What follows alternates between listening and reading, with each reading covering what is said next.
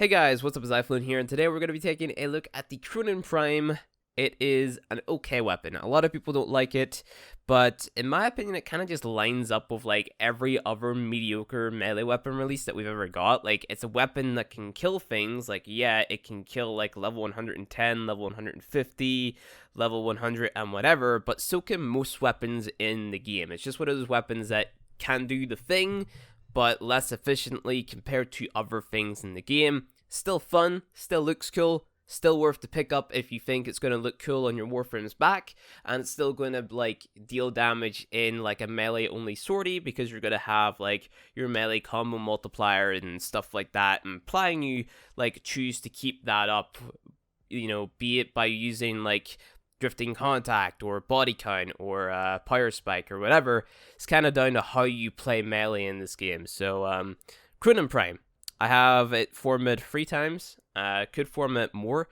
I am running a status build on it. You could run Blood Rush body count, up to you, but this is the build that I'm running on it. It's Condition Overload, so we have our status chance mods, Virulent Scourge, Vicious Frost to make our viral damage. Also have Prime Fever Strike on here just to hit higher numbers, Drifting Contact to keep our combo counter up and give us more status chance, Weeping Wounds for more status chance as we melee the enemies, Prime Fury for more attack speed, Prime Pressure Point for obviously damage, and then I think that just about covers it. I went ahead and formatted so I could use Sovereign Outcast over Gemini Cross, because I believe with Sovereign Outcast you actually get like forced slash procs in the blocking combo, so that's going to help us a lot whenever it comes to proccing status effects for our Condition Overload and just like our overall DPS. You could, if you really wanted to, run a Blood Rush body count, but I think the crit chance is far too low. You only have a 12% there, which is kind of meh, so I wouldn't recommend running this build. Obviously, it's a build which will deal damage,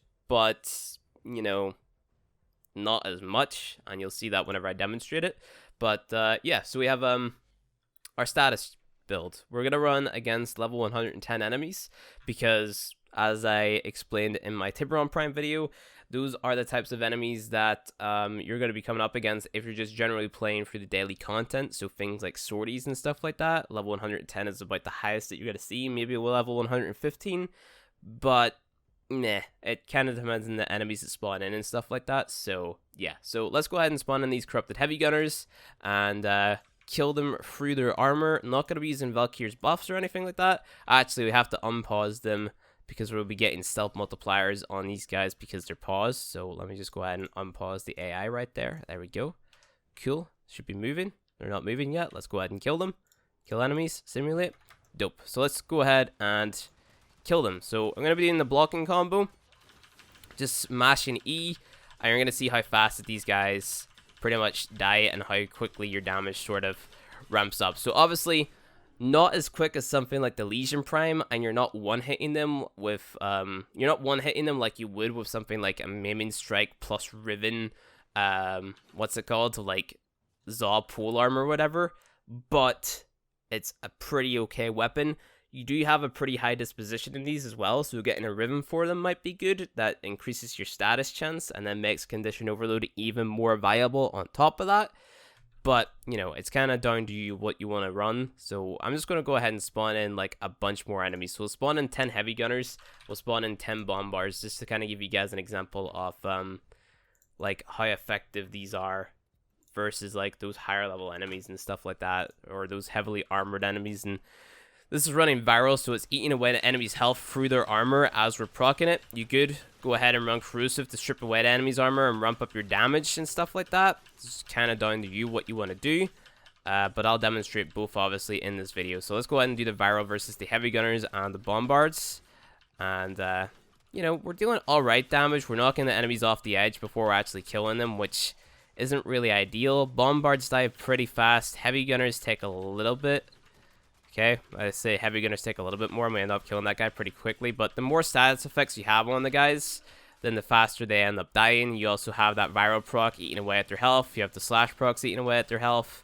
And then obviously you hitting them will deal the damage and stuff like that. So essentially, what you could do is you could like go up to an enemy, hit him, get him down to half health, move on to the next target, and then those guys would all die. And then it would be pretty awesome. Fan-dabby-dozy, fantastic. All the positive words, positive adjectives, and stuff like that, you know, above. So it's a cool weapon. It's okay. Not as good as the Legion, not as good as the Skoliak, not as good as the Atarax, but it's the fashion. It's the fashion frame. Fashion frame is endgame. That type of stuff. You could channel, deal more damage that way if you really wanted to. It's down to you. Really, like, you can do whatever you want to do. It's up to you. It's a game about choice. That's what this is all about. The choice. How do you want to kill the bad guys? You wanna be a meta slave like me, like your boy Flynn on his Twitch streams, or you wanna break the meta? You wanna do something different? It's up to you.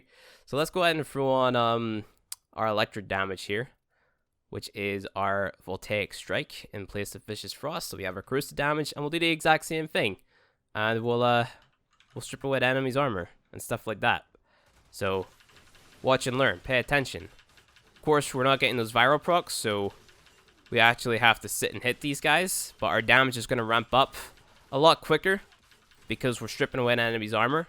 Plus, we're getting those condition overload procs because we're stripping away an enemy's armor, so on and so forth. So you have about around the same time to kill. It's just done in a different way, right? And you'll be dealing like more consistent damage across the board to things like Lancers and stuff like that, which are the lighter enemies in like the Grenier faction or whatever. And you might be able to damage or strip away the armor of things like Ospreys or whatever. Just any armored target, really. A corrosive build would be more effective against. So it's down to you what you want to do. Of course, this isn't even taking into consideration the fact that, like, we could be proccing things like Arcane Strike. We could be using Valkyr's Warcry, Vault's speed ability. There's so much that we could be doing to up the DPS of this. And I mean, let's just go ahead and proc Warcry right now and just see how, like, fast we kill the bad guys. So we kill them a lot faster because we have Warcry. Makes the weapon far more usable. So that's with the help of, obviously, abilities and stuff like that. So it's kind of up to you what you want to do. I think the Tonfas, you know, the Oma is probably, like, the best Tonfas in the game at the minute. Because, I don't know, they just are. I forget why. But you can run a pretty awesome condition overload build with those. You can run a hybrid Blood Rush body count crit build with those. Because the status chance is that high. Also, the fact that, like, the crit is pretty decent too. Where the Kronen is just like, meh. It's alright. But let's go ahead and demonstrate the Blood Rush body count builds. And you'll see, like, the difference in terms of DPS and, like, just how bad these are. So let's just go ahead and spawn in 10 heavy gunners, because these are considerably, or this build is considerably worse compared to the condition overload one. Like, your damage has to ramp up a bit, so we're going to use Warcry, and these guys die a hell of a lot slower. It's just like, yeah, you know, you have to stand and hit them for ages before you get anywhere of damage. It kills them, don't get me wrong. Your damage gets there eventually, and the higher your crit combo multiplier is, the better. But that'll take a very long time to kind of get to that point. So you're better off just running that condition overload build to kill them a lot quicker, at least in my opinion. So, yeah. It's kind of meh. It's up to you what you want to do. Just kind of giving you the option, because I don't know what point in the game you're at, so that's kind of my job here. You can run this build, or you can run this build. And this is what it's going to look like whenever you go up against higher level enemies and stuff like that. So, rip the guys. They are now dead. Haha. Kill him like this. There we go. He's not dead yet. He's still alive. Still alive. No, he's dead. There we go. So, yeah. That's the Kronen Prime. I don't know what to think of them. I mean, they look cool. Like, if they're on my back. We can make them appear in my back. Also, I love this animation. This is pretty dope. But if we put them on my back, appear in my back. Why you know appear in my back? Do it. Appear in my back. It does it in the arsenal. They look cool appearing on your back. That's what I'm trying to get across here, you know. But other than that, like, they're not the best weapons in the game, and whether or not you want to form with them is kind of down to you. Like I said, like, something like the Oma is going to perform 10 times better. So let's just go ahead and get the Oma, and these are only one forma. So take a look at this build. Like, this is a hybrid. I actually have a Riven on this too. So what's the Riven? Melee damage and attack speed. It's pretty good.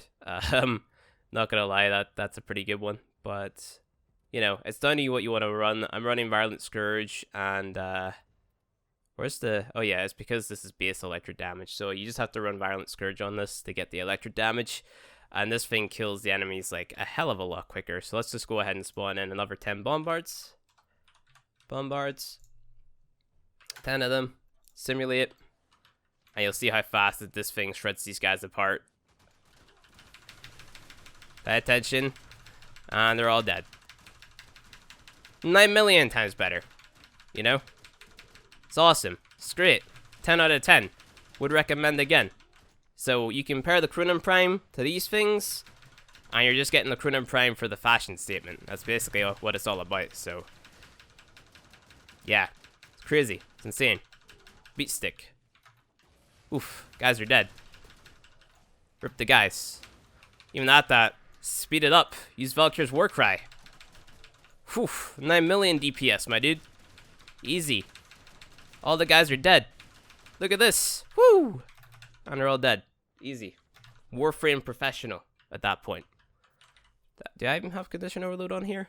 I do. Okay, sweet. So yeah, that's the Oma and the Kronen Prime. Pretty decent weapons. I like them. 10 out of 10. Would recommend again. Kronen Prime maybe not so much, but you know, it's down to you. Get it for the master rank if you want it. It's okay. It's fine. It's all right. That's kind of the end of the video. So, don't know why you're still here. Like the video if you like it. Dislike it if you dislike it.